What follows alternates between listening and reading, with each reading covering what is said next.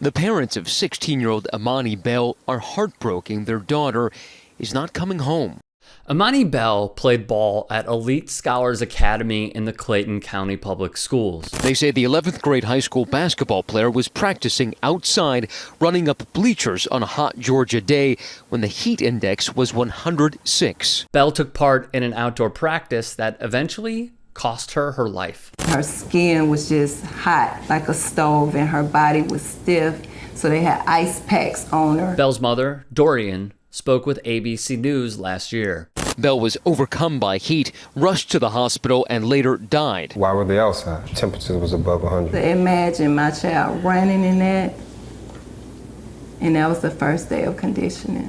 The parents, heartbroken, scrambling for answers on how this could happen. The CDC says on average, extreme heat kills more than 600 people in the U.S. every year. Prayer vigils were held for Bell in her hometown. Her teammates, friends, and parents all spoke, bestowing their raw emotions through a microphone. The question is, how did this happen?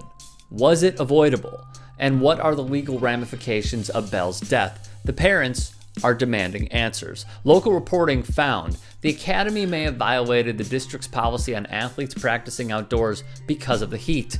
Here are the specifics. Defendants observed Imani experiencing early signs of heat illness during the outdoor practice, but nevertheless directed Imani to continue performing the conditioning drills with her team on campus. Imani collapsed in the heat after running stairs in the sweltering heat where temps reached 100 degrees. Earlier in the day, she complained to a coach that she was feeling ill from exercising, her family has said. The school's policy mandates that all outside activities, including physical education classes, are to be suspended when the heat index is 95 degrees and above. The Atlanta Journal-Constitution obtained the policy through an open records request. According to the guidelines, outdoor activities when the heat index is 95 to 100 degrees are considered high risk. If the heat index is 101 degrees or above, those activities are considered extreme risk.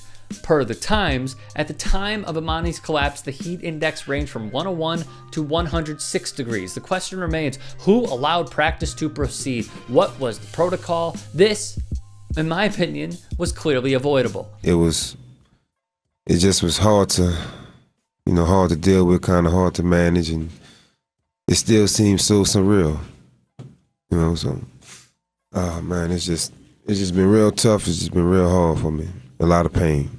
Per WSB TV in Atlanta, Clayton County Schools said there was no heat advisory warning staff to keep kids inside because of the extreme heat that day. If these allegations are true, this tells me that there was a top-down failure of following protocols to protect these high schoolers' lives. If the school wants to argue it was not what we believe it to be, they'll have to dispute the Georgia Bureau of Investigation's autopsy report, which indicated that the teenager's death was solely attributable to heat stroke caused by strenuous physical exertion in extreme temperatures. This happened August 13, 2019. It is 2021. I have never heard the whole story. I haven't heard everything at this point. We need that. That is a part of our healing, Dorian, her mother, said. Imani was very, very smart. She wasn't just an athlete. She was very smart, and we had big things planned. Her dream was to go to Stanford University.